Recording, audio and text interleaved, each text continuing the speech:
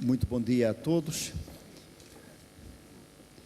Queria começar por cumprimentar os membros desta mesa redonda que vamos agora iniciar, bem como o Sr. Amálio Marichalar, o Presidente da Câmara, que já saiu, e todos os presentes nesta sessão.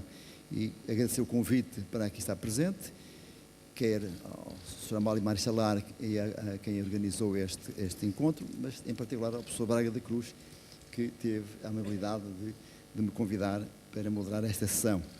E queria também dizer o gosto de estar aqui presente na discussão de um tema tão importante para o mundo de hoje. Este painel sofreu algumas baixas em relação aos nomes que estavam incluídos no programa. É composto por Ignácio Franzoni, subsecretário de Concertação e Desenvolvimento Regional do México, o Sr. Luís Valente Oliveira, Presidente da Assembleia Municipal do Porto, ex-ministro e também com uma larga experiência na área do planeamento das cidades, Rui Moreira, Presidente da Associação Comercial do Porto, e António Bruxado Correia, Deputy Senior Partner da PwC Portugal. São pessoas com larga experiência no tema que está em debate, os grandes desafios da cidade do século XXI. Este tema é de facto muito atual, foi já dito pelo professor Braga da Cruz, Luís Braga da Cruz, que em 2010 praticamente metade da população vive em cidades e espera-se que em 2050 70% da população mundial viva em cidades, desde megacidades, enfim, com mais de 10 milhões de habitantes, a cidades médias e pequenas. Isto coloca grandes desafios para essas mesmas cidades. Desafios na água, na energia, nos transportes, planeamento urbano, no saneamento, tratamento de resíduos, qualidade de vida, qualidade do ar e o emprego. Sobretudo o emprego, que me parece ser, neste momento, um dos grandes dramas da atualidade e para o qual não estamos a encontrar maneira de resolver e que, certamente, no futuro, a confirmarem-se estas expectativas, vai ser um problema muito sério. E eu atrevia-me a colocar um outro desafio, que aqui não, enfim, normalmente não se fala, mas se estas cidades, ou quem gerir estas cidades, não se deverá também preocupar em encontrar a maneira de fixar as populações fora dessas cidades. Noutros locais, portanto, o território ficará ocupado em poucos porcento da sua dimensão. Não será também uma preocupação? Será que isso não poderia conduzir a melhor qualidade de vida de todas as populações? Enfim, deixo também este tema para eventualmente se debater. A metodologia do debate, cada um dos participantes vai fazer uma apresentação de 8 a 10 minutos, enfim, 10 minutos temos tempo, porque dado faltarem 3 dos participantes, deixa uma folga. E embora estejamos atrasados, cerca de 3/4 de hora. E depois seguir-se-á um debate onde poderão participar todos os presentes nesta sessão. Eu ia sugerir que talvez começássemos pela esquerda e íamos fazendo assim, portanto, as apresentações. Primeiro, o Sr. Ignácio Franzoni, fazer essa apresentação. Muito obrigado. Faz favor.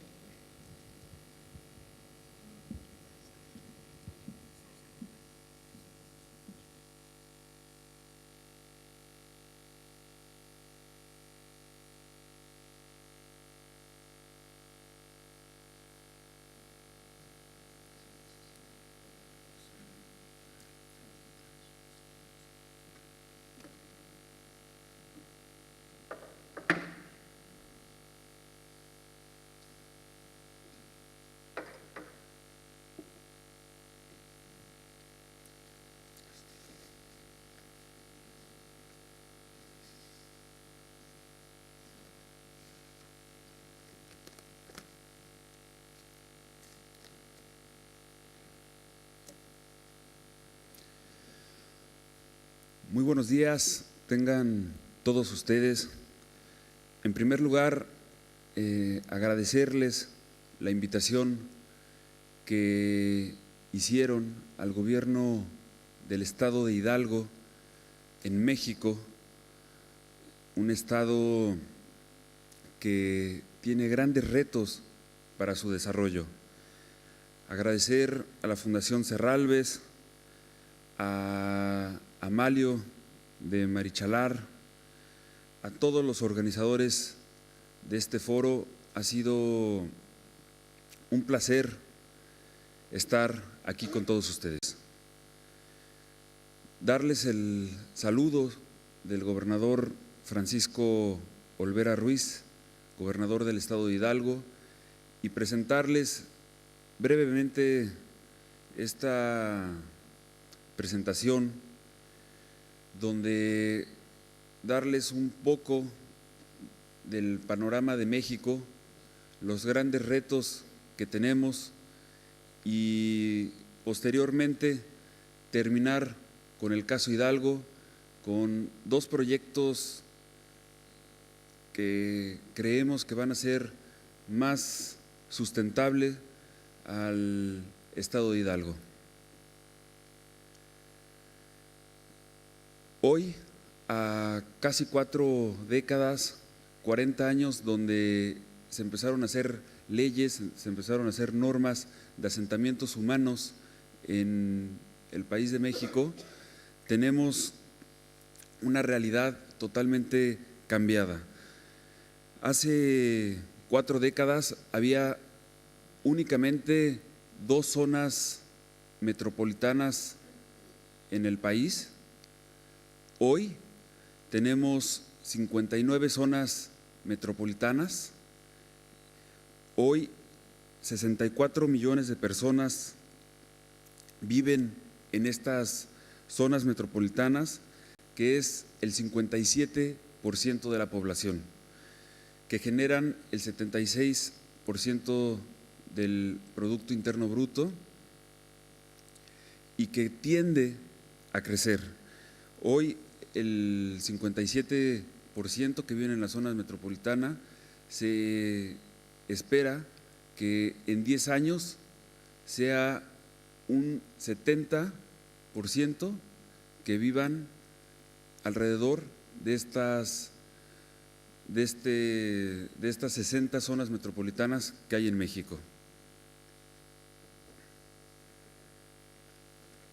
Este es un mapa de la República Mexicana, de las 59 zonas metropolitanas, básicamente en el centro del país, en la Ciudad de México, que es la segunda zona metropolitana más grande del mundo, con alrededor de 20 millones de personas. Casi todas las zonas metropolitanas se están acentuando, se están promulgando en el centro del país. Tenemos los grandes problemas en México, es un crecimiento urbano periférico, disperso, una estructura radial donde la especulación inmobiliaria ha hecho asentamientos humanos de grandes colonias, de grandes fraccionamientos, sin salidas, sin vialidades correctas para poder hacer un mejor funcionamiento. Tenemos asentamientos humanos irregulares, derivado de la pobreza que existe en México. Existen grupos de personas que invaden terrenos y que se establecen en las periferias de la ciudad y que crean cinturones de miseria que al final son un problema social muy fuerte para la sociedad y para el gobierno en México. Un crecimiento desordenado donde ha habido pérdida de bosques, una erosión y problemas de agua y de energía sobre todo. Aunado a este crecimiento irregular que ha habido en México, el sistema de transporte más utilizado es el automóvil, donde La mayoría de las personas las familias tienen 1, 2 o 3 automóviles, donde no se organizan para la movilidad, donde nada más en los automóviles va por lo regular una sola persona. Hay un sistema de transporte público urbano demasiado frágil, donde no hay industria ferroviaria, donde no hay trenes en México. Todo es por medio de autobús o por medio de camionetas, vans, donde van 10, 12 personas y donde hay rutas con una mafia en cuestión de concesiones muy grande y cuestión de corrupción, que lo único que hacen es que el sistema de movilidad verdaderamente sea un problema en el país.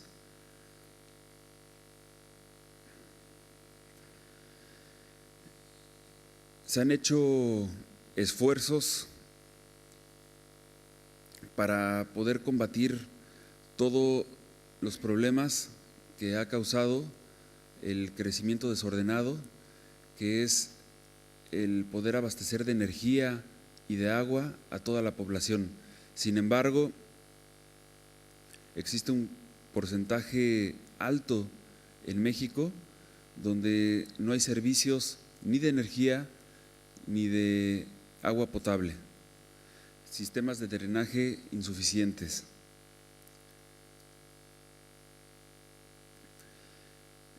Hoy los retos son delinear acciones que nos permitan generar un modelo urbano sustentable para mejorar las condiciones de las ciudades en el futuro. Tenemos como retos el rescate de espacios públicos, propiciar la estructura urbana ortogonal y policéntrica, promover la peatonalización e impulso de transporte no motorizado. Creo que observamos que Europa es un ejemplo de transporte no motorizado, donde tenemos mucho que aprender en México, sobre todo en el sistema de transporte y en la movilidad. Observamos ciudades como esta, como Oporto, como lo comentaba hace un momento el presidente de la Cámara Municipal de Oporto, todos los retos que han tenido en movilidad, y verdaderamente son un ejemplo que hoy en México es un gran desafío y es un gran reto. Tenemos que crear armonización entre una sociedad civil y el gobierno. Hace un momento don Antonio lo comentaba. Si no tenemos una sociedad participativa y el gobierno tiene a su carga toda la responsabilidad y todo el quehacer, es muy difícil crear desarrollo. Por eso, los grandes retos en México es crear un gobierno fuerte, tener una coordinación más eficaz entre gobiernos municipales, gobiernos estatales y el gobierno federal, en interacción y en comunicación con la sociedad civil, que hoy en día se están haciendo esfuerzos, pero que no, siendo honestos, no se tiene. Tenemos que reforzar las leyes de crecimiento. Efectivamente, lo comentaba al principio de esta presentación, tenemos 40 años con una ley de asentamientos humanos, tenemos 10 años queriendo hacer una ley de desarrollo metropolitano que no tenemos en el país. Hay leyes estatales de desarrollo metropolitano. En México, los gobiernos municipales, los gobiernos locales, les ha costado trabajo interactuar, saber que entre comunicación y coordinación de servicios y de crecimiento entre las ciudades, el desarrollo puede llegar más rápido, y ha sido un tema cultural donde los gobiernos locales les ha costado trabajo interactuar con los gobiernos vecinos.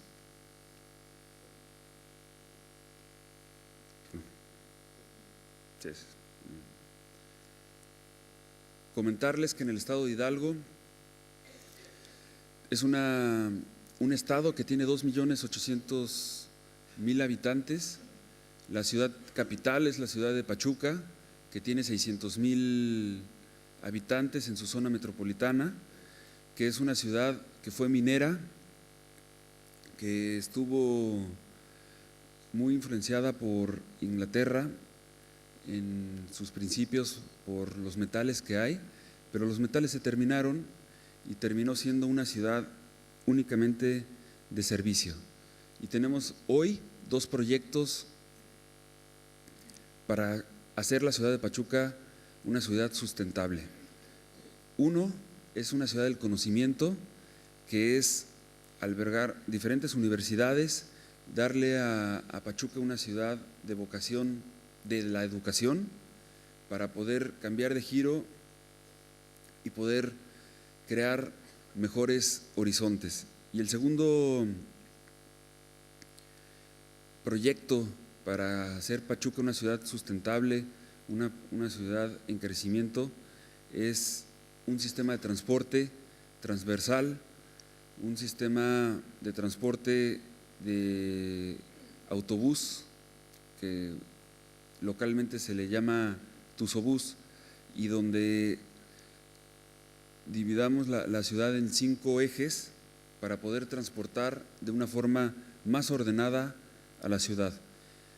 Creemos que estos 2 proyectos harán la ciudad de Pachuca, su zona metropolitana, más sustentables, y por eso para nosotros es un gusto estar aquí para poder aprender de países de primer mundo, poder llevar estas experiencias a nosotros, a México, para poder implementarlas. Muchísimas gracias a todos y es un gusto estar aquí.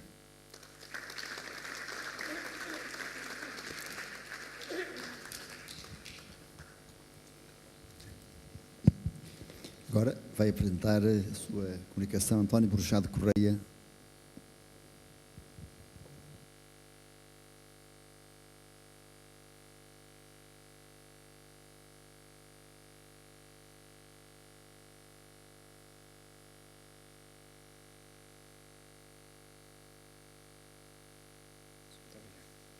Muito obrigado, muito bom dia. Agradecer em primeiro lugar o convite do Dom Amálio Guimarães Chilar para estar aqui presente. É com muito gosto que o fazemos. É bom fazê-lo também no Porto, já agora. Dr. Rio há pouco não disse, mas a cidade de Porto foi a primeira em Portugal a ter um relatório de sustentabilidade, foi em 2007. Foi a primeira, e penso que será ainda a única a tê-lo em Portugal e uma das únicas a tê-lo também no mundo. A minha apresentação vai ser muito breve, vai apenas versar um pouco daquilo que são as conclusões de um estudo recente que fizemos sobre cidades de oportunidade e, portanto, que põe em ranking 27 cidades mundiais sobre 10 tipos de indicadores e, portanto, apresentar um bocadinho as conclusões daquilo que foi esse estudo e que é esse ranking. Sobre cidades, muito se tem dito, muito se tem falado, o que é bem sinónimo daquilo que há pouco também foi referido pelo engenheiro Braga da Cruz. As Nações Unidas, os países, não se tem entendido na assunção de compromissos naquilo que deve ser o desenvolvimento sustentável. E, portanto, como foi referido, do protocolo de Quioto, alguns países não assinaram. O Rio+20 foi o que se viu também. Copenhagen antes tinha sido também levou alguma reflexão, mas não levou a conclusões nem a compromissos fixos relativamente a alguns dos países envolvidos. E, portanto, isto leva a que, na verdade, começa a haver compromissos, isso sim, feitos por temas ou iniciativas diárias. Isto é, no caso das empresas, o World Business Council for Sustainable Development já há alguns anos que desenvolve práticas para as empresas e compromissos empresariais nas práticas sustentáveis. É interessante ouvir falar também que as cidades assumiram um compromisso da redução em 2020 de 20% das emissões e, portanto, há falta, eu diria, de compromissos mais abrangentes, feitos ou provocados pelas Nações Unidas. Juntam-se as cidades, juntam-se as empresas e juntam-se, como há pouco era dito também, os indivíduos que na sua reflexão pessoal e individual reconhecem que um mundo mais ético, mais correto naquilo que são as suas políticas económicas, sociais e ambientais, nos leva a todos a um futuro melhor. Sobre cidades inteligentes ou smart cities, bom, elas sempre foram, de alguma forma, smart cities, na vertente de que todas elas se souberam adaptar e, portanto, sair da crise mais cedo ou mais tarde depende também da forma como as cidades naturalmente se organizam e respondem a essas mudanças, mas ao longo dos anos, desde a época medieval, houve sempre mudanças, houve sempre adaptações, houve sempre alguma tendência para responder aos desafios que são lançados e nesta época que agora se prevê os 3 bilhões ou os 2 bilhões de pessoas com a inundação das várias cidades, também seguramente haverá adaptações que agora são mais tecnológicas, de eficiência operacional e que levam-nos naturalmente a outros paradigmas também da forma como as cidades respondem. A nossa forma de ver a cidade é nesta integração de fatores. Há pouco era dito também, o Dr. Rui Rio, que embora não pensasse na parte ambiental, na verdade, ao desenvolver práticas adequadas na mobilidade, naturalmente que faz reduzir as emissões e, portanto, leva a uma qualidade melhor do ar, a eficiência na água leva à melhoria dos recursos, a manutenção de parques na cidade leva à qualidade de vida dos cidadãos, a coesão social leva a menos corrupção e a menos gastos na saúde, enfim. É impossível desligar um tema do outro porque eles estão todos conectados e, portanto, ainda há dias vinha no The Economist, não sei se leram, de que um estudo que apontava para cerca de um PIB português de perdas anuais que os Estados Unidos têm nas más infraestruturas rodoviárias que têm e, portanto, o estudo era feito em função daquilo que é os tempos de espera, os congestionamentos, os gastos de combustível, enfim, os acidentes e os gastos com seguros e, na verdade, eles apontavam para cerca de 200 bilhões ou 1.000 milhões de dólares anuais de perda para os Estados Unidos pelas más infraestruturas. E, portanto, é uma forma holística de ver e completa e integrada de ver as cidades. Sobre o estudo, este estudo acontece há mais de 5 anos, desde 2007 que fazemos este estudo, aponta para 10 indicadores e, portanto, apontamos para que as cidades, para ser competitivas, para dar oportunidade, para se desenvolver e não apenas crescer, como há bocado era referido, precisam destes 10 indicadores e trabalhá-los de forma a que possam ser mais competitivas, melhorar a vida dos seus cidadãos e ter, eu diria também, o que é importante, as finanças bem estruturadas. Provavelmente não veem, mas o slide é apenas para mostrar que Nova Iorque, neste ranking de 27 cidades, mantém o número 1 naquilo que é os vários indicadores.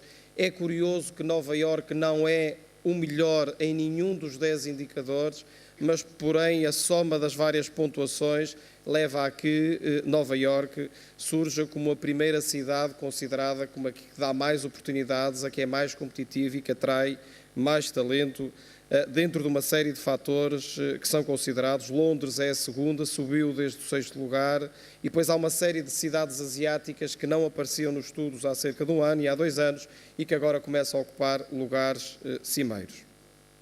Mais interessante é ver o que é que cada um destes indicadores reflete na avaliação que lhe é feita. No capital intelectual e na inovação, a cidade que tem a melhor pontuação é Estocolmo. Porquê? porque soube desenvolver uma capacidade de universidades, empresas, escolas, através do ID, foi capaz de ter um índice na cidade, e portanto isto são indicadores da cidade, não é do país, na cidade um índice de inovação e empreendedorismo significativos, escolas e o nível de ensino de uma forma que é conhecida, aliás não é só na cidade de Estocolmo, mas na própria Suécia, que tem níveis de abandono escolar negligentes, enfim, quase não são considerados, que compara, apesar da subida, tem havido números em Portugal avançados, que melhoramos de 38% para 20% de abandono escolar, mas compara com 13% na média da União Europeia, por exemplo, e com 6% na Polónia. Ou seja, apesar de termos melhorado, isto tem sido dito com aspecto positivo, o que é verdade, 38% para 20% de abandono escolar precoce, nós estamos ainda longe da União Europeia, que são 13%, ou da Polónia, por exemplo, que são 6%. Na saúde, segurança e proteção, a Suécia e Estocolmo volta a ser a cidade que é considerada a melhor nestes indicadores, porque, dada a quantidade de hospitais, dado o seu sistema de saúde, a criminalidade é o indicador fundamental aqui, o ambiente político na cidade e a qualidade que é dada à terceira idade, ou seja, o cuidado nos finais de vida das pessoas e, portanto, é um indicador que Estocolmo tem melhor do que outras cidades. Os transportes e as infraestruturas, a cobertura de rede, a habitação, a manutenção, os táxis e os transportes públicos são as áreas que são aqui avaliadas na emergência, e portanto e aqui Singapura é a cidade mais valorizada. Na influência económica é Beijing, ou seja, cá está uma cidade que não aparecia em alguns dos rankings há alguns anos atrás, hoje é a primeira na influência económica. Porquê? Porque tem grupos relevantes sediados em Beijing, tem uma área de serviços financeiros fortíssima, consegue captar uma fatia significativa de investimento direto estrangeiro na cidade. A própria cidade, apesar de estar em níveis de produtividade muito aquém daquilo que são os ditos países desenvolvidos, foi das que mais cresceu no mundo, ou seja, tem vindo a crescer, parte de uma base baixa, é certo, mas a verdade é que tem conseguido também crescer, e o crescimento do PIB que sabemos que não é só em Beijing, mas é em toda a China. Na questão da facilidade com que se faz negócio, é um dos indicadores importantes para as cidades e, portanto, neste caso, Singapura aparece como a primeira cidade onde mais fácil se faz negócios, porque é fácil iniciar um negócio, é bom a forma como se gera as insolvências, nós agora temos os chamados PERs, a regulação laboral e, portanto, todos os aspectos regulatórios ligados à legislação laboral são fatores relevantes também nesta avaliação, a facilidade de entrar e de sair no negócio e, portanto, as penalizações, a forma de estar, a própria justiça aqui é significativa, a proteção dos acionistas, como é evidente, os riscos operacionais e a gestão do talento.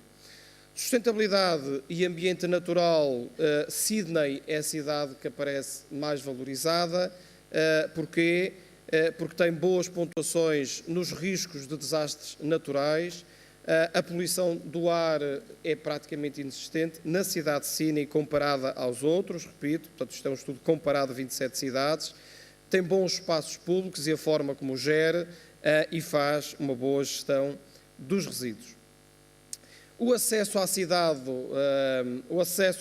Londres é a cidade que melhor aparece classificada, pelo número de hotéis, pelo turismo internacional que se faz na cidade de Londres, pelo acesso à cidade, portanto, quer de entrada, quer de saída, a facilidade de entrada e saída na cidade, os eventos internacionais que a cidade desenvolve e que sempre desenvolveu, e a quantidade de associações internacionais que hoje proliferam na cidade de Londres. A disponibilidade para a tecnologia, muito rápido, um minuto, a disponibilidade para a tecnologia, enfim, as tecnologias na escola, a multimédia design, por último, os dois indicadores, a demografia e a habitabilidade. Paris é a cidade mais interessante, com a sua cultura, a qualidade de vida e o tráfego. Paris quase não tem congestionamentos e o custo de vida. No custo de vida aparece Berlim como a cidade, em termos ponderados, que melhor se qualifica, pelo valor e pelo custo dos impostos, pelos custos da instalação, os índices de preço, e é curioso o iPod Index. Aqui há uns anos era o hambúrguer da McDonald's, agora os estudos apontam para o iPod Index, ou seja, quantas horas é preciso trabalhar em cada uma destas cidades para conseguir comprar um iPod. Onde estão os empregos no futuro? Eu achei interessante mostrar este slide apenas para ver que no futuro não desaparecem os empregos ou alguns empregos, os empregos que estão relacionados com a área financeira e áreas mais tecnológicas, mais avançadas, continuarão a estar muitos deles nos países ditos desenvolvidos, o manufacturing e todas as outras atividades irão para outros países. Aliás, eu recomendo a leitura deste estudo, enfim, ele está disponível no nosso sítio. As megacidades, o que é que lhes aconteceu? Se repararem no gráfico, Tóquio, Londres, Nova Iorque e Londres eram a primeira e a terceira cidade em 50, em 80 Nova Iorque é a segunda, Londres já desapareceu, Paris continua, em 2010 já nenhuma das duas cidades europeias aparece e no futuro, em 2050, praticamente só Paris e Istambul, em termos de megacidades, é que aparece como as grandes cidades europeias, ou seja, com mais de 10 milhões de habitantes. Eu tinha aqui uma análise muito rápida, curiosa, que tem a ver com o que é que aconteceu às três cidades onde Lisboa se poderia situar da crise, ou seja, o Dubai, que talvez já não se lembre, mas o Dubai entre 2008 e 2009 decresceu o seu PIB em 18%. Teve uma crise, foi rapidamente ajudada pelos Emirados, por Abu Dhabi, e é curioso que rapidamente, com uma empregabilidade significativa no setor do Estado, no público, como podem ver no gráfico à vossa esquerda, vejam que Dubai foi a única que cresceu no emprego no setor público e na construção, conseguiu rapidamente dar a volta e hoje já ninguém ouve falar praticamente da crise no Dubai. Dublin, que era o tigre celta, cresceu a 7% ao ano, a verdade é que desceu 11% o seu PIB em 2007 e 2011, a desvalorização das casas foi para metade, hoje conhecemos mais ou menos a história de Dublin, o PIB já está a crescer lentamente, mas há um dado relevante, é que Dublin tinha um excedente em 2007 de 1,4% do PIB e uma dívida de 30% do PIB, ou seja, abaixo quase metade daquilo que é imposto pela Comunidade Europeia. Ao contrário da Grécia ou de Atenas, que sempre teve déficit, em 2007 tinha um déficit de 5,4% do PIB e tinha já uma dívida de 103% no que diz respeito ao país. Ou seja, a verdade é que aquilo que estava a acontecer até 2007 não é indiferente na recuperação destas cidades no futuro. No caso da Gréfica, um dado curioso é que até 2011 as casas em Atenas tinham baixado apenas 20%. Em termos de valor, não deixa de ser curioso, compara com os 50% em Dublin, porque foi também onde esteve a crise. Por último, último slide, deixo-vos com este slide na tela.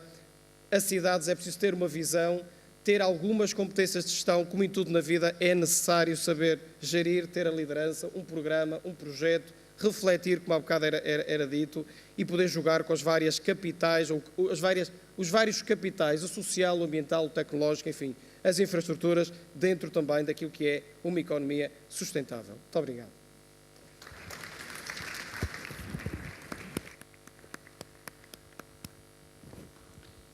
Muito obrigado. Segue-se agora a intervenção de Dr. Rui Moreira. Muito bom dia a todos. Queria, antes de mais nada, cumprimentar o meu amigo Amálio Marichalar, dizer que é um prazer participar neste fórum. Também cumprimentar a Fundação de Serralves, naturalmente o Sr. Reitor e os meus colegas de mesa. Quando falamos nos grandes desafios da cidade do século XXI, o maior desafio que se me coloca é naturalmente falar nisso em 8 minutos ou 10 minutos, porque os desafios não cabem em 8 ou 10 minutos. E, portanto, tendo que fazer uma escolha judiciosa, como as cidades também têm que fazer, e porque estou na Fundação de Serralves, e porque o Amálio de Marichalar é uma das pessoas que tem falado exatamente sobre a cultura, preferi concentrar a minha intervenção sobre o aspecto da cultura, que de qualquer maneira é para mim uma questão fundamental para as cidades. O que é que a cultura pode oferecer a uma cidade? Duas coisas fundamentais: o oxigênio e o pensamento. Com o oxigênio, a cultura transforma a cidade num ser vivo. Com o pensamento, a cultura permite à cidade transcender-se. porque ao permitir-lhe pensar-se, faz com que ela leia nos sinais do presente caminhos para o futuro. Com o oxigênio, a cultura liga todas as células que constituem a cidade e dá-lhes fôlego, respiração, espaço e, acima de tudo, nestes tempos difíceis, identidade. A cultura permite à cidade sentir-se bem com ela própria, mas não podemos ficar por aqui. Sem pensamento, a cidade fica confinada a si própria. Poderá, eventualmente, ser uma entidade autossuficiente, mas não consegue ser uma sonda do futuro. Uma cidade, qualquer que ela seja, precisa de futuro. Precisa de se equacionar perante os desafios que se colocam no horizonte próximo e as dúvidas todas que estes tempos turbulentos carregam. O que pode um projeto de cidade fazer perante este estado de coisas? Pode valorizar o património, pode mostrá-lo de forma diversa, pode exportá-lo com eficácia, pode vinculá-lo à marca que cada cidade contém, pode investir num elo com o presente. Desenvolver uma forma contemporânea de apresentar o passado e ter com o presente cosmopolita uma relação patrimonial, e para que isso suceda é preciso combater os modelos dirigistas tão caros hoje aos poderes políticos. Na minha opinião, e tenho dito ultimamente com alguma frequência, jamais o poder político pode ceder à tentação de intervir sobre a programação da cultura. Os equipamentos culturais, e Serralves é um desses exemplos, têm a sua direção, têm a sua administração. E essa independência dos instrumentos como são Serralves, das fundações, das grandes instituições culturais, deve definir as linhas maiores e não deve estar sujeita a interferências programáticas. Mas o poder da cidade pode e deve ser um agente proativo de ligação entre os diferentes territórios de excelência cultural, promovendo o seu funcionamento articulado e facilitando a sua abertura à cidade e à população, promovendo, pois, a sua dimensão económica e o seu poder de agregação e de coesão social.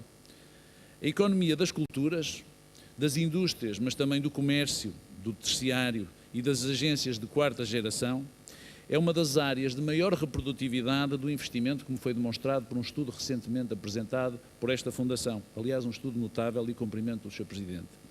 Mesmo sobre o ponto de vista exclusivamente financeiro. Mas se essa reprodutibilidade óbvia associarmos a repercussão social que um pequeno investimento pode ter, verificamos que a cultura deve ser um tópico fundamental da agenda das cidades sustentáveis. A cultura cria renda, mas rende muito mais do que isso. Ela cria identidade, a identidade sem populismo, e cria vínculo simbólico. Funciona como um elo que atravessa as várias camadas sociais da cidade, desenvolvendo um sentimento de pertença comum. É, nesse sentido, um antídoto contra o preconceito e contra a discriminação. Pode ser positivamente, como é o caso, por exemplo, do futebol. Passamos, assim, de uma cultura da economia para uma economia da cultura. E da cultura entregue a si própria, passa-se para uma agenda da cultura que tem a ver com cultura e desenvolvimento. A cultura deve sair das suas casas e ir até aos bairros, todos os bairros, sejam sociais, sejam outros. Os poderes públicos e as instituições, com o seu know-how nesta área, podem ajudar a cultura a ir muito mais longe, indo até aos locais onde a cultura não é esperada, chegando a locais e gentes que habitualmente não são consumidores, com programas culturais para populações carenciadas, em locais, repito, inesperados, captando públicos diversos. A riqueza cultural da cidade, qualquer que ela seja, vai para além e para lá das instituições e do património. Está, sobretudo, nas pessoas, os criadores e os consumidores. Todavia, a fronteira entre estes não é, nem deve estar fechada, nem definida. Os consumidores adoram ser criadores na área da cultura. E os criadores também são consumidores. É por isso importante meter o consumidor na pele do criador e dos seus personagens. É a cultura, a par do conhecimento, que permitirá criar emprego na cidade, não apenas pelo turismo, mas também pela reindustrialização. A reindustrialização é um tema muito caro à Europa. É certamente a pretensão que nós temos de voltar a criar emprego. Mas essa reindustrialização só interessa se for de facto compatível. Porque sendo compatível com o ambiente, tem que ser compatível com as nossas cidades. Num contexto limpo, ambiental e socialmente correto, poderemos passar então do manufacturing ao mentofacturing. Esse manufacturing adequa-se na perfeição aos centros urbanos, principalmente quando existe conhecimento, quando existe condições de vida, quando existe a possibilidade de voltarmos a trazer para as cidades aquilo que fugiu das cidades e que as esvaziou no século XX. Muito obrigado.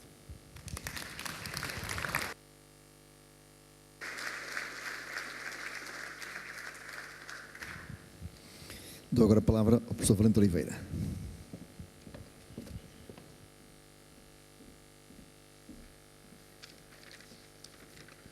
Bom dia a todos. Em primeiro lugar, quero agradecer o convite que me foi feito para estar cá hoje e falar num encontro tão interessante e de tema tão importante. Como já foi dito, hoje, em todo o mundo e desde o século XIX, tem-se vindo a assistir a uma progressiva urbanização das populações. O mundo rural sofre de uma desertificação constante, fruto de uma ação conjugada do aparecimento de técnicas de produção agrícola mais eficientes e da vontade dos seus habitantes procurarem centros onde disponham de maiores oportunidades de realização pessoal. As cidades são o quadro propício para o aumento da sociabilidade e da vida coletiva em sociedades que têm propensão para serem demasiadamente privadas, se não mesmo individualistas. Há diferenças entre o caráter das cidades do Norte em comparação com as cidades do Sul. Estou a falar da Europa, claro. As cidades do Sul favorecem a sociabilidade, ao passo que as cidades do Norte, prolongando os efeitos do clima e da propensão para o individualismo, precisam de ações deliberadas que contrariem o isolamento. Um dos maiores desafios que temos de enfrentar, nesta época da acentuação da urbanização e da crescente atomização da sociedade, é contrariar a segunda por via da criação de condições adequadas de fruição dos espaços públicos e do recurso mais expressivo aos transportes públicos. Por via dessa preocupação, da intensificação dos laços internos que devem ligar os habitantes de uma cidade, estabelece-se uma conexão entre as muitas políticas públicas urbanas necessárias e a estética e a qualidade de vida pública. Esta ponte é concretizada através do planeamento urbano e da arquitetura dos edifícios, nomeadamente dos edifícios públicos ou de utilização pública, complementados ambos com o estabelecimento de regras convenientes para a sua exploração, entre as quais estão os custos dos serviços postos à disposição dos cidadãos. O planeamento urbano tem de começar por uma discussão aprofundada dos objetivos a alcançar. E estes têm de traduzir os desafios que a sociedade, na sua evolução, vai pôr aos poderes públicos. O primeiro de todos esses desafios é a consolidação do grupo sempre muito heterogéneo que forma o aglomerado urbano. A luta contra o isolamento, o chamamento à ágora, a utilização de meios de transporte público e coletivo, o reforço da base económica da cidade e da sua área correspondente. Já foram falados estes dois pontos hoje, mas eu insisto nesta preocupação do reforço da base económica. Se ela não for acentuada, se não for efetivamente estimulada, a cidade fenece e isso compromete o alcance de todas as outras metas. A concentração urbana versus a suburbanização. É um ponto que devemos atender. O segundo desafio é a qualidade do espaço urbano como componente da qualidade da vida urbana, donde a importância já referida da qualidade da arquitetura, quer respeita a edifícios públicos, quer a privados, porque todos contribuem para as condições em que decorre a vida urbana. Nós, no Norte, estamos em boa posição para ver o que é a muito boa qualidade e, no outro extremo, a péssima qualidade. E ver o que é que isso, como a paisagem foi desfiada ao longo dos anos e como as pessoas são de uma autonomia feroz e lutam contra qualquer disciplina nesse domínio. Eu não proponho, é evidente, que se faça uma atuação à Suíça, em que até a qualidade e o tipo de flores que se põem nas luzes e nas janelas são definidas e as cores, tudo é definido, mas uma excessiva liberdade sem regras conduz-nos a coisas que nós sabemos bem como é que podem ser negativas. O terceiro dos desafios é a concentração de problemas sociais ou no centro ou nas imediações do centro, onde a acessibilidade de todo o conjunto é maior. Verifica-se que os imigrantes, quando chegam à cidade, vão para o centro. Porquê? Porque em cidades tradicionais em que o sistema de transportes é radial, é aí que a acessibilidade é maior e, portanto, como eles variam muito de emprego, o estarem no centro permite-lhes, a eles e ao seu aglomerado familiar, estar sempre em grande conexão com todos os locais. Mas esses locais degradados, esta concentração dos recém-vindos à cidade, também pode ser em certos locais onde as circunstâncias fizeram tornar as redes mais baratas. E aí é preciso, naturalmente, atender às condições de vida. É, como dizia Tony Judd, onde se concentram e para onde convergem habitualmente os que são os odiados e os que odeiam.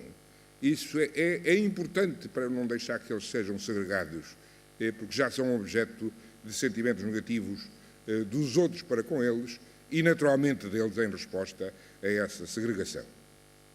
Em seguida, e já foi muito falado hoje aqui, a questão da sustentabilidade das soluções adotadas, quer para os espaços entre eles, quer ainda para os canais de ligação entre as diversas partes do sistema em todos os setores onde eles tenham de ser promovidos.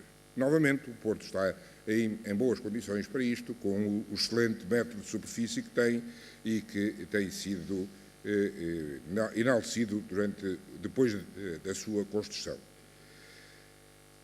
As perspectivas de realização pessoal de cada habitante têm de estar entre os objetivos a alcançar. A reflexão, novamente, acerca da base económica de cada cidade e das instituições existentes para a educação e formação das jovens gerações. O Dr. António Puxado de Correia falou na empregabilidade em Singapura. É preciso aprofundar aquilo que faz de Singapura uma cidade tão atraente debaixo do ponto de vista da base económica, porque Singapura hoje é seguramente uma das mais prósperas metrópoles do mundo. Atribuo muita importância à imagem da cidade como um todo, em relação ao exterior e as imagens das diversas partes de cada cidade no seu conjunto. Elas não podem ser descuradas, nem podem surgir como por acaso. Uma cidade não pode ser um emaranhado monótono de soluções urbanas. Aqui há uns meses tive ocasião de ver o projeto de uma cidade feita por um gabinete chinês para Angola, em que havia 600 hectares ou 700 hectares de uma quadrícula pura e simplesmente monótona, com blocos uns a seguir aos outros. Eu perguntei o que era aquilo e era a proposta do arquiteto chinês, que não fazia a menor ideia do que era uma sociedade com diversidade interna. Portanto, a imagem da cidade para o exterior, em que o Porto tem naturalmente sido excelente durante todo o tempo, mas também das diversas partes da cidade porque a cidade é um sistema e essas partes têm que ser cuidadas. Portanto, têm de ser procuradas e refinadas como um elemento tangível e intangível associado a um dado centro e de qual beneficiam os seus habitantes. O reforço da malha institucional da cidade deve figurar entre os propósitos enunciados. Já foi dito hoje de manhã, o António Garrigues falou na importância da sociedade civil. Eu dava um salto mais, é a sociedade civil, mas a sociedade civil organizada, com instituições que se encarreguem de fazer coisas e que se encarreguem de dar qualidade de vida às populações. Há um livro mesmo de um italo-americano que analisou as circunstâncias diversas na Itália e chega à conclusão que a prosperidade tem muito mais a ver com o fortalecimento e com a robustez da malha institucional, que é muito maior no norte, onde havia cidades que tinham autonomia e que tinham de curar de si próprias, quer nos aspectos económicos, quer nos aspectos sociais, em relação ou em contraposição com as cidades do sul da Itália, onde tudo era muito hierárquico e onde tudo dependia muito do chefe. Portanto, o reforço da malha institucional deve ser uma preocupação. E este é um resultado observado da experiência existente.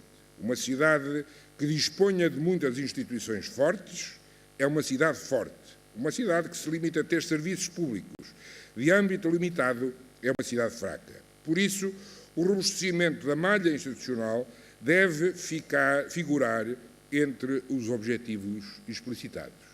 Isto não acontece por geração espontânea.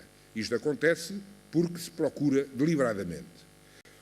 A reabilitação dos espaços centrais responde a vários dos desafios anteriores. A consolidação do tecido urbano, a construção e o reforço da imagem da cidade, a luta contra o isolamento dos cidadãos e das famílias, a procura de soluções ambientalmente sustentáveis e da escala de ocupação compaginável com os espaços respectivos, etc. Passamos os últimos 40 anos do século XX a afirmar que a cidade era um sistema dentro de um sistema de cidades. Mas, como é corrente, esse objetivo terá que ser prosseguido e, eventualmente, alcançado no século XXI. É extraordinário como, quando se pensa que na área metropolitana de Porto se poderiam arranjar polos de descompressão da pressão sobre o centro, quando se põe isso a um município periférico, eles preferem sempre estender a mancha da área metropolitana como se fosse uma mancha de óleo, ficando mais na periferia do que constituir uma alternativa ao próprio centro. Isso aconteceu quando a Vila da Feira, São João da Madeira e Oliveira das Meias tiveram a oportunidade de constituir um polo onde se pudessem descentralizar funções, não quiseram. Quiseram ser uma extensão da área metropolitana de Porto, mesmo sendo a fronteira, mesmo sendo a periferia dessa área. E vimos, há pouco tempo, Paredes cometeu o mesmo erro, quer ser periferia, em vez de se juntar com os outros do lado de fora. Mas não adianta nada, porque estão com expectativas diferentes relativamente ao centro. Pensam que o centro lhes dá tudo quando não querem assumir ou quando não querem arrostar com o encargo de lutar por descentralização. Não é que nos faltem instrumentos analíticos para conseguir fazer esse sistema dentro de um sistema de cidades. Faltam-nos mais os instrumentos de ação, particularmente os de ação política. O planeamento e a gestão urbana reclamam conhecimentos e competências técnicas para serem levados a cabo com fundamento. Mas a construção da cidade é de natureza política, porque representa um somatório de inúmeras escolhas feitas no âmbito das políticas públicas. E a definição dos objetivos é, antes de tudo, um exercício de política ou de escolha política. Por isso, o grande desafio é e continuará a ser de natureza política. Um dos maiores desafios que os países do sul da Europa, e que já foi falado aqui hoje, Dr. António Garrigues referiu na borracheira financeira e na borbulha imobiliária, e os países do sul, e especialmente Portugal, Espanha, a Grécia, cometeram exageros nesse domínio da chamada borbulha imobiliária e vão ter que a resolver.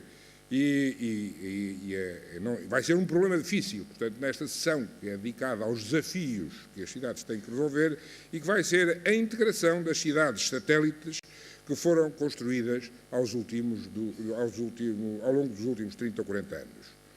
Devido às dificuldades e ao custo da construção ou da reabilitação dos centros, as famílias foram habitar para os subúrbios em pequenas povoações que cresceram enormemente e as mais das vezes mal ou em expansões urbanas feitas de raiz.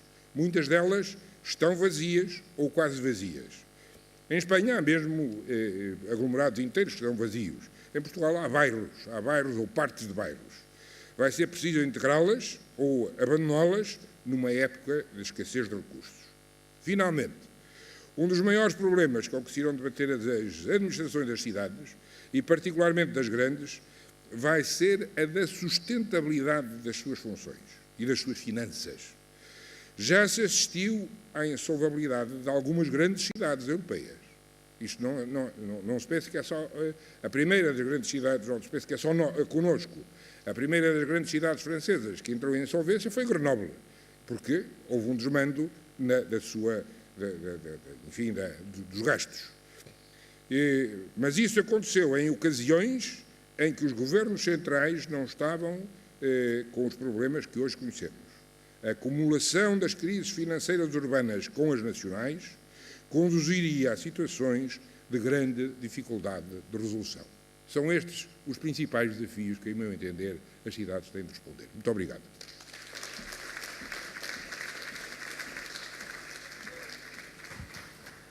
Muito obrigado, Sr. Professor. Temos agora algum tempo, até cerca de 12h20, foi-me transmitido há pouco, para debate. Portanto, comentários ou questões que queiram colocar aos membros desta mesa redonda. Não sei se alguém quer colocar alguma questão.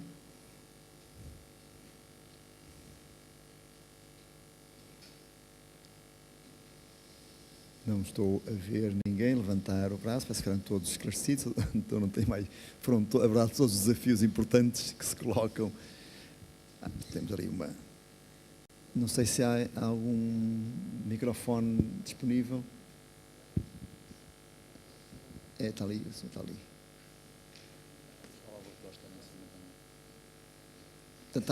Está ali um. Não estou a ver microfones. Álvaro Costa, está lá em cima já. Álvaro Costa, Faculdade de Engenharia do Porto. Já que ninguém fez nenhuma pergunta, eu gostava de fazer uma provocação. Eu ouvi pouco falar nas pessoas, mesmo quando se fala em cultura. E um dos aspectos que eu, ao ver, por exemplo, os turistas no Porto, ainda neste sábado vi entraram num sítio, viram a roupa toda fora das casas, fizeram um ar crítico português, mas tiraram as máquinas fotográficas e todos foram fotografar. Porque aquilo era o que os atraía na cidade. E eles vêm aqui muito buscar experiências. Eu às vezes e na quinta-feira fui a Castelo Melhor, que é em Foscoa, e a pessoa que estava a tratar do turista, eu cheguei lá às 5h30, o museu estava fechado, portanto há logo um habitante que se aproxima e me vai mostrar o que é característico lá, que eram não pude ir às gravuras, mas explicou-me.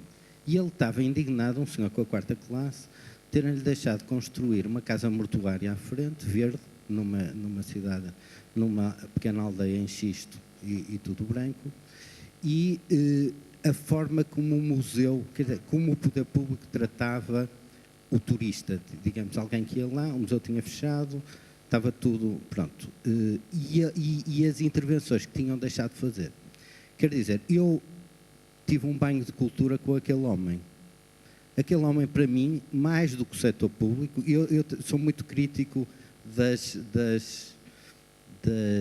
flores, da cor, quer dizer, do planeamento levado ao extremo, porque eu tenho visto muitas vezes que a pessoa com menos cultura, digamos, ou menos formação, é a pessoa que valoriza mais as pequenas coisas, que eu acho que são a cultura real.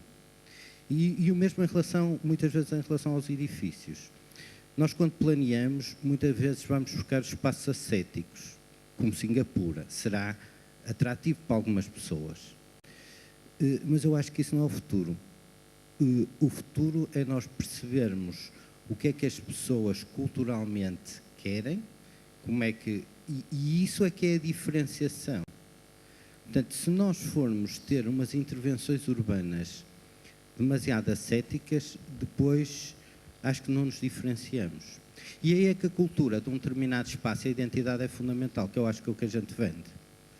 Mas, para isso, a roupa tem de estar pendurada. E, portanto, se chegarmos ao Hotel Pestana e deixarmos ocupar o Muro dos Bacalhoeiros, acabou a cultura. Porque isso há em todos os sítios. Agora, como é que o poder público entende a cultura das pessoas? E entende o que eu vi outro dia um fotógrafo dizer assim, chegou ao Porto, esteve em várias cidades e disse assim, esta é a cidade da Europa mais parecida com a Havana. Eu vejo miúdos a brincar na rua, a tomar banho no rio e galinhas no meio da cidade. Tudo que nós estamos a destruir em nome de uma qualidade urbana. Como é que nós integramos isto tudo? Que eu acho que vai ser o fator diferenciador das cidades do futuro. Ou do Porto como cidade atrativa para o turista. Vamos mais uma questão. Está ali...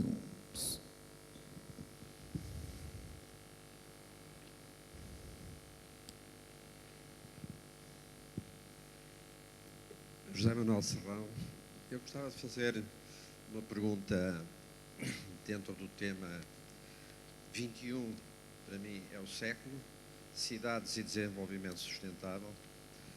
Eu penso que Portugal, em geral, e a cidade do Porto, em particular, constituem uma base de exemplo muito importante, que pode ser muito usada no espaço da lusofonia, e não só, mesmo em países não lusófonos, e, portanto, as grandes cidades do futuro não estão na Europa, estão na Ásia, estão em África, estão na América Latina.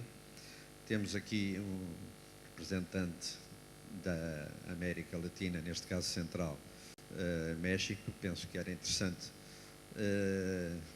para além do exemplo concreto que ele referiu, falar-se um bocado do problema gravíssimo das grandes cidades, como São Paulo, como Cidade do México, como cidades. O professor Valente Oliveira referiu um exemplo da sua experiência sobre Angola e sobre a transplantação de modelos de planeamento e de arquitetura completamente desfasados. Eu penso que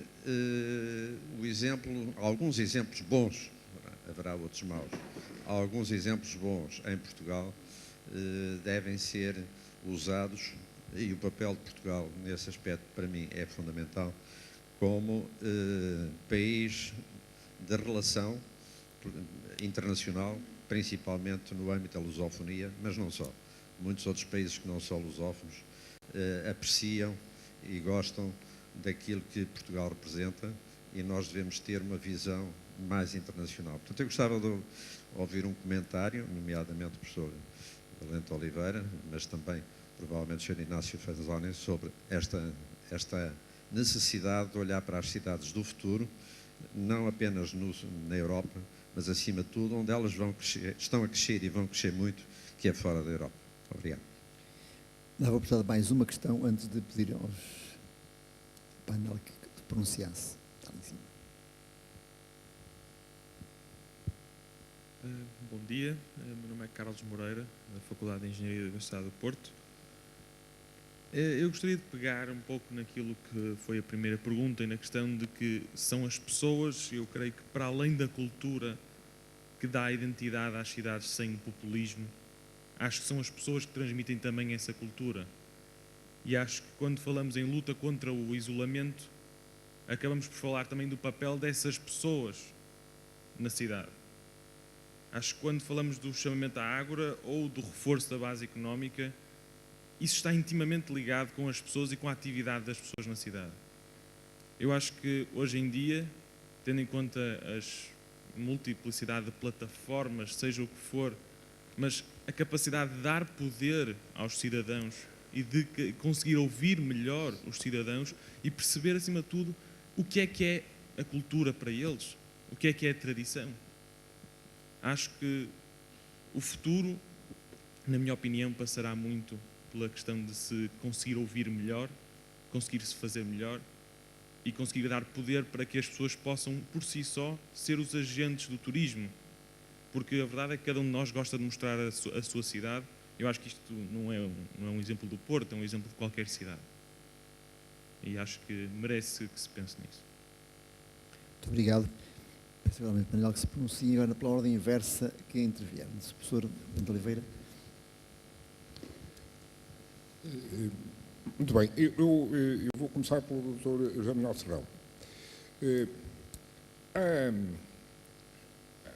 estou de acordo com ele, nós temos talvez obrigações maiores em relação ao mundo da lusofonia e a única maneira de resolver as questões é educar as pessoas, educar os técnicos, formar os técnicos, dar prioridade, os técnicos e os políticos, dar prioridade a essa formação, de tal maneira que eles não se sintam compelidos a receber numa bandeja um projeto que lhes é dado e que lhes é oferecido com neon em cima dele para o tornar mais atraente, mas dar-lhes capacidade crítica para eles terem, por via da educação, de tal maneira que eles saibam que o processo da geração de uma cidade não é aquele, não é trazer uma coisa importada numa maquete que vem de quem não sabe efetivamente, mas serem eles próprios a ser capazes de projetar as suas próprias cidades. Portanto,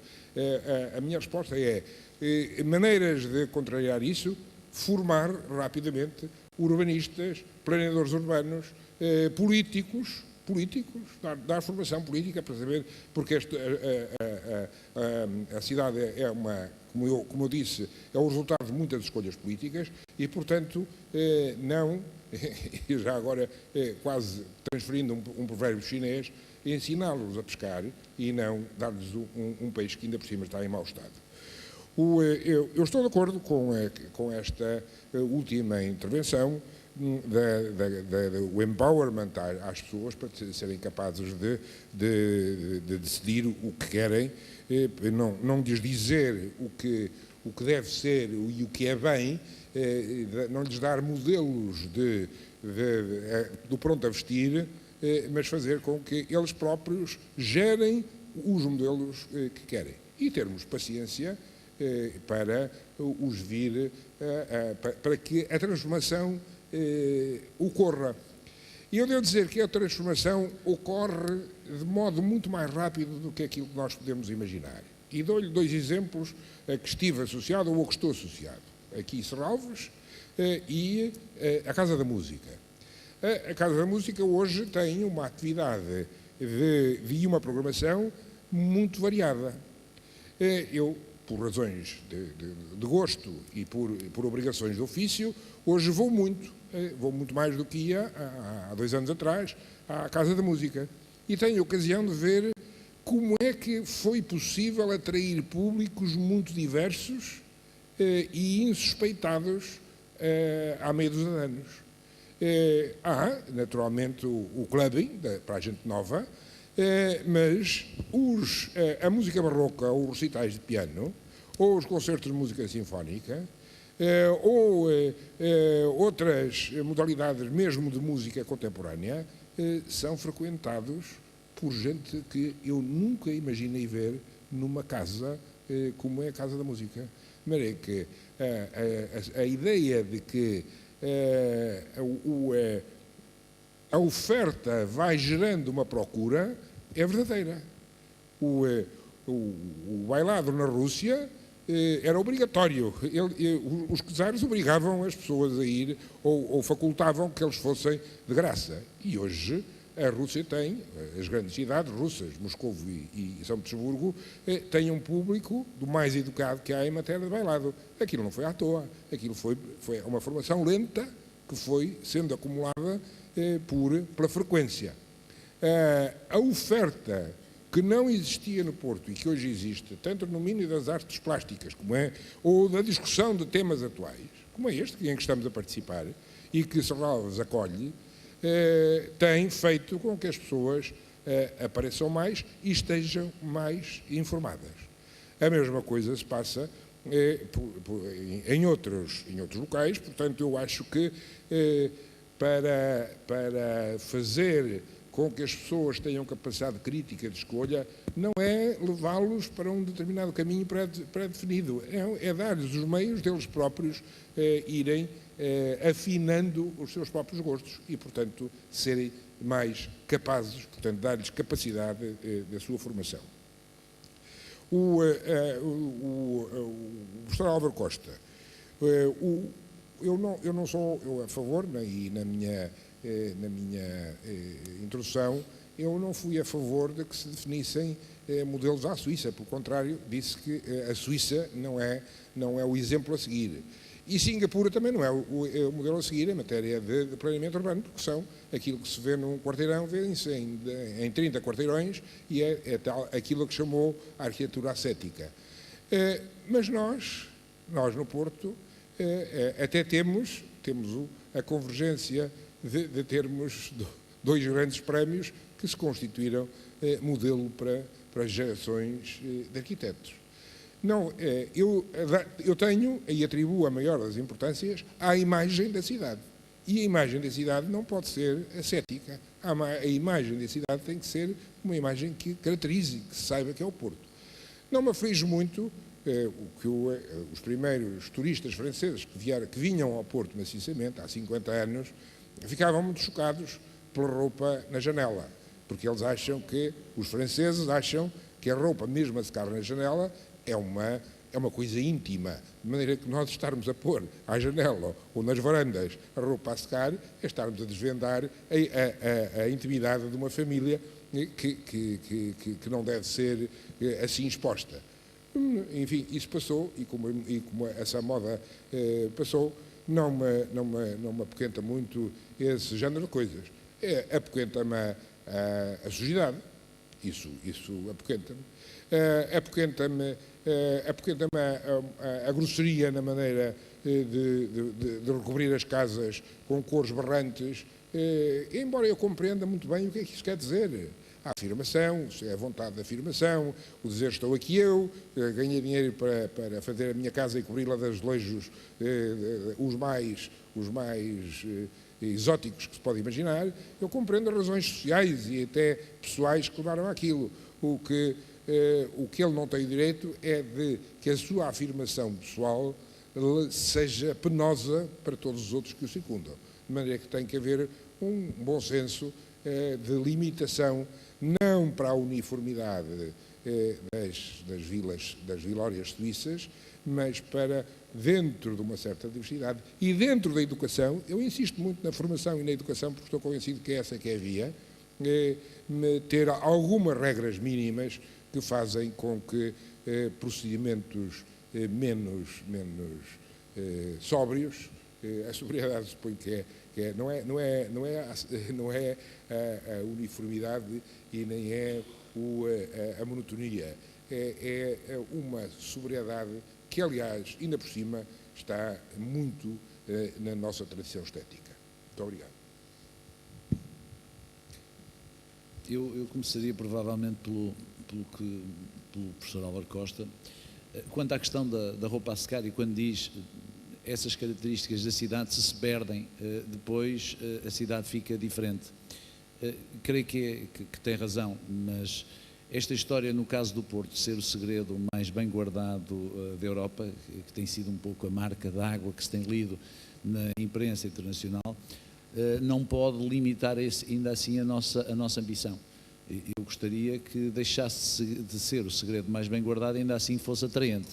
Também lhe digo que relativamente à roupa a secar, eu acho imensa graça, gosto imenso e percebo que seja um fator de atração dos turistas, mas nós não podemos tentar replicar no século XXI a aldeia da roupa branca e obrigar as pessoas a terem esses comportamentos para atrair turismo. Ou seja, temos que encontrar aqui, porque estamos exatamente a falar de cidades e de pessoas, e as pessoas têm o seu dever, as suas ambições.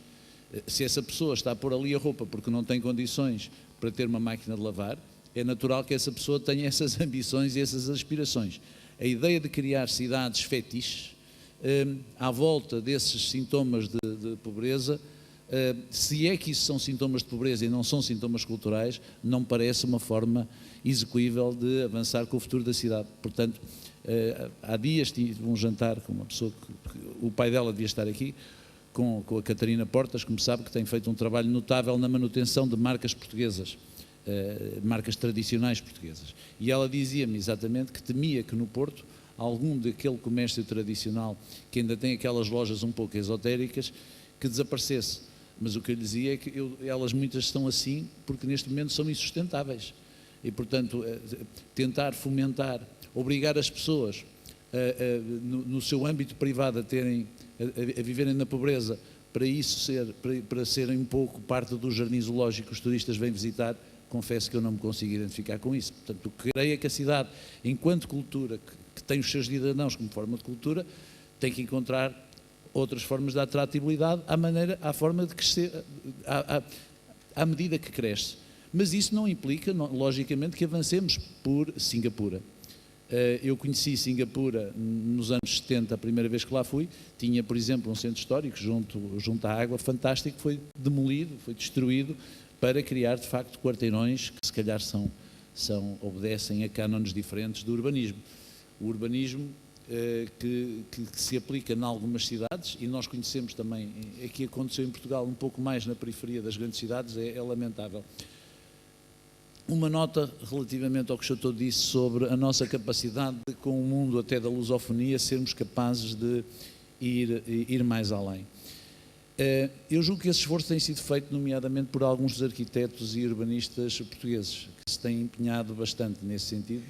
Muitas vezes o que nós não temos sido capazes é de fomentar esse diálogo com os governos e com as cidades desses países.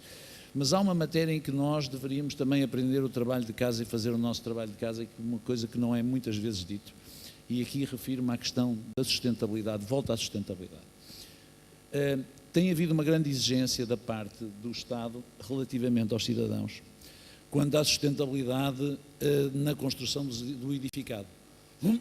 Hoje, e bem, até uma reabilitação exige, como sabe, que haja uma enorme prudência relativamente a tudo o que tem a ver com a sustentabilidade, nomeadamente energética.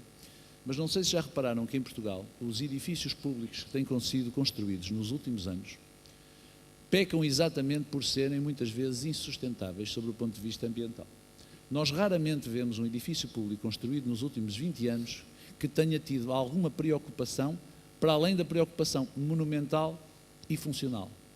E, portanto, se há uma matéria em que nós podemos fazer o nosso trabalho de casa antes de pensarmos em exportar conhecimento, é nesta matéria em que tem sido lamentável o mau exemplo que o Estado, e quando digo o Estado, é o Estado e muitas vezes as autarquias, têm dado no edificado. Até por contraste com aquilo que impõe ao cidadão comum. Muito obrigado. Muito rápido, para passar aqui a palavra ao colega do México. Primeiro referir que, enfim, o estudo não aponta para Singapura como um modelo especial, fantástico. O estudo estudou as 27 cidades e em algumas delas, nos 10 vetores que analisa, aponta para algumas que estão mais bem geridas naqueles vetores que outras, naturalmente. Mas também conclui dizendo que a identidade de cada cidade, o estudo e a forma como ela deve ser organizada deve ser preservado e cabe a cada um dos dirigentes dessas cidades fazê-lo. Sobre isso, há pouco referiu-se que, o professor Valente Oliveira também se referiu a isso, as cidades devem ser analisadas sob o ponto de vista daquilo que são as áreas críticas e o que é que cada um de nós, numa equipa mais adequada, deve fazer nessas áreas. Fala-se muito hoje do tema da diversidade. Diversidade apontada muito no aspecto mais cultural, diversidade cultural dos povos, culturas, etc. Mas também há a diversidade intelectual, ou seja, as capacidades diferentes que cada um de nós, como ser humano, tem. Uns são mais comerciais, outros são mais técnicos, outros são mais elaborados na parte da formação que desenvolveram, na educação que tiveram e por aí adiante. Ora, há cidades, nos seus vários segmentos, há pouco referia que para nós os segmentos estão muito estruturados naquelas 6 ou 7 referências: urbanismo, a mobilidade, os transportes, a coesão social, infraestruturas, económica, etc. E cada um dos vetores, cada dirigente, cada órgão que coordena uma cidade deve ter presente, a meu ver, aquilo que são as competências fundamentais em cada um destes vetores. Isto é, cada um deles deve ser escolhido porque sabe e vai fazê-lo bem. Aqui vem a reflexão que há pouco era referida também. Cada um de nós pensa pouco, enfim, reflete pouco. Andamos todos numa azáfama permanente sobre reuniões, tarefas, enfim, debates, etc. Paramos muito pouco, às vezes, para pensar naquilo que fazemos bem e se fazemos aquilo que é correto. Ou seja, se fazemos o que é correto nas funções que desempenhamos, se nos sentimos distintivos naquilo que fazemos. Não podemos pedir que o país seja distintivo, se a cidade seja distintiva, se nós próprios, como cidadãos, indivíduos, também não formos. E, portanto, aqui, quando se põe o indivíduo, para mim, é determinante. É fundamental que cada um de nós, como indivíduos, como cidadãos, façamos também a nossa reflexão. Se o fizermos nas competências agora levadas à cidade, no urbanismo, se o urbanista for o melhor de todos, bem selecionado, bem escolhido, se refletir naquilo que tem que fazer, se o fizer bem, usar ou não o benchmark que pode estar disponível, internacional ou nacional, eu penso que aí é a forma de levar a bom porto. Já agora, só uma questão, quando se fala das características de alguns pormenores ou de algumas pessoas mais ou menos bem preparadas na cidade, eu que viajo bastante, enfim, de avião e, portanto, chego ao aeroporto, há dias perguntava, isto é uma curiosidade ao taxista, se ele, na formação para taxista, tinha alguma cadeira básica de inglês, porque está no aeroporto, recebe os ingleses, recebe os franceses, recebe os escandinavos e pode não dizer uma única palavra básica de inglês. Ele disse-me que não, portanto, que não tem nada de formação, portanto, aquilo que vai aprendendo no dia-a-dia. Se calhar deveria ter pelo menos algumas palavras básicas de inglês para poder atender os turistas que chegam à cidade ou a Lisboa ou a qualquer outra parte do país que vive também bastante o turismo.